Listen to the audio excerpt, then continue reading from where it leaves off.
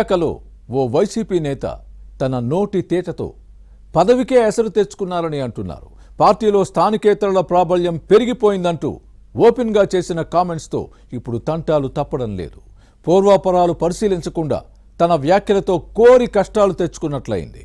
YCP అధికారంలో ఉన్నప్పుడు TDP నుంచి వలస వచ్చిన నేత గురివింద గింజ నీతులు చెప్పడంతో అధిష్టానం సీరియస్ అయింది. ఇంతకీ ఎవరా లీడర్? ఏంటి ఆయన నోటి తేట? లోకల్స్ నాన్ లోకల్స్ ప్రస్తావన తెచ్చిన నేతను నియోజకవర్గ ఇన్ఛార్జ్ పదవి నుంచి తొలగించి మరొకరికి బాధ్యతలు అప్పగించాలని ఫ్యాన్ పార్టీ అధిష్టానం భావిస్తోందా? మాజీ ఎమ్మెల్యే వాసుపల్లి గణేష్ విశాఖ వైసీపీలో వివాదాస్పద నేతగా ముద్రపడ్డారు. ఈయన నోటి తీటతో పదవి పోగొట్టుకునే పరిస్థితి వచ్చింది. విశాఖ ఫ్యాన్ పార్టీలో స్థానికేతరుల పెత్తనం పెరిగిపోయిందంటూ వాసుపల్లి గణేష్ చేసిన కామెంట్స్ పై అధిష్టానం గుర్రుగా ఉంది. ప్రస్తుతం విశాఖ జిల్లా ఫ్యాన్ పార్టీ అధ్యక్షుడు కేకే రాజు, వైజాగ్ స్థానిక సంస్థల MLC Botsa Satyanarayana, Uttarandhra regional coordinator Kurasala Kannababu, Visakha parliament పరిశీలకుడు కదిరి బాబురావు, భీమిలి సమన్వయకర్త మజ్జి శ్రీనివాసరావు, ఇతర జిల్లాల నేతలు అన్నది వాసుపల్లి వర్గం వాదన. ఇక్కడ నాన్ లోకల్ లీడర్స్ పెత్తనంపై వాసుపల్లి గట్టిగా మాట్లాడడం కొందరు నేతలకు చిర్రెత్తుకొచ్చింది. వాసుపల్లి తమను టార్గెట్ చేస్తూ మాట్లాడారని, దీంతో పార్టీ పరువు బంగాళాఖాతంలో కలిసిపోయిందని అందరూ ఆగ్రహంగా ఉన్నారు. అందుకే ఈ మాజీ ఎమ్మెల్యే వ్యవహార శైలిపై నాన్ లోకల్ లీడర్లు ఫ్యాన్ పార్టీ హైకమాండ్కు ఫిర్యాదు చేశారని సమాచారం. అంతేకాదు, పార్టీ సమావేశంలో వాసుపల్లి ఏం మాట్లాడారో సాక్ష్యాధారాలతో సహా పెద్దలకు నివేదించినట్టు విశాఖ వైసీపీలో ప్రచారం జరుగుతోంది. వాసుపల్లి నోటి దురుసుకు కళ్లెం వేయాలని, లేకపోతే పార్టీకి తీవ్ర నష్టం తప్పదని హైకమాండ్ దృష్టికి తీసుకువెళ్లారని వినిపిస్తోంది.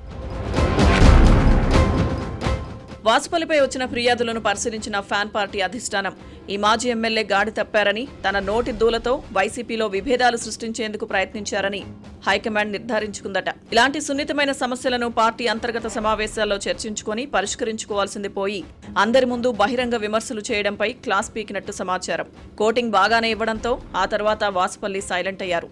డోస్ ఓవర్ అవ్వడంతో కాస్త తగ్గి తన తప్పును తెలుసుకుని అంతర్మథనంలో పడ్డారని వినిపిస్తోంది.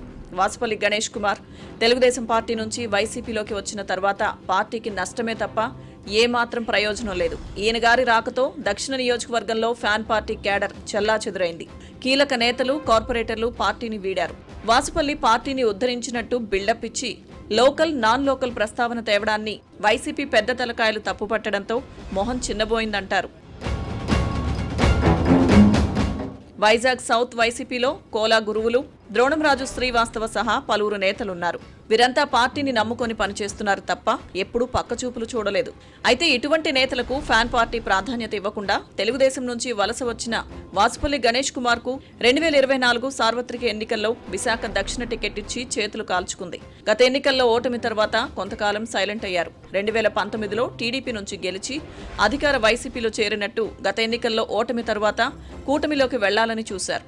కానీ డోర్లు క్లోజ్ అవ్వడంతో విధిలేని పరిస్థితుల్లోనే ఫ్యాన్ పార్టీలో కొనసాగుతున్నారు. కూటమిలో అవకాశం రాలేదన్న అసహనంతోనే వైసీపీలో లోకల్స్ నాన్ లోకల్స్ ప్రస్తావన తెచ్చారని అంటారు. ఫ్యాన్ పార్టీలో ఇంత రచ్చ జరిగిన తర్వాత వైజాగ్ సౌత్ వైసీపీ ఇన్ఛార్జిగా వాసుపల్లిని కొనసాగించే అవకాశం లేదన్న ప్రచారం జరుగుతోంది. ఈ మాజీ ఎమ్మెల్యేని బాధ్యతల నుంచి తప్పించి కోలా గురువులకు అప్పగించవచ్చని భావిస్తున్నారు. అధిష్టానం మనసెరిగిన విశాఖ నేతలు ప్రతి కార్యక్రమానికి కోలా గురువులను ఆహ్వానించి పెద్దపీట వేయడంతో వాసుపల్లికి అనుమానం వస్తుంది. పదవి నుంచి తప్పించవచ్చన్న భయం పట్టుకుంది. కోలా గురువులు కూడా పార్టీ కార్యక్రమాలలో చురుగ్గా పాల్గొనడం చూస్తే సమన్వయకర్త మార్పు తథ్యంగా కనిపిస్తుంది. మరి వాసుపల్లి గణేష్ కుమార్ విషయంలో ఫ్యాన్ పార్టీ హైకమాండ్ ఏ నిర్ణయం తీసుకుంటుందో చూడాలి.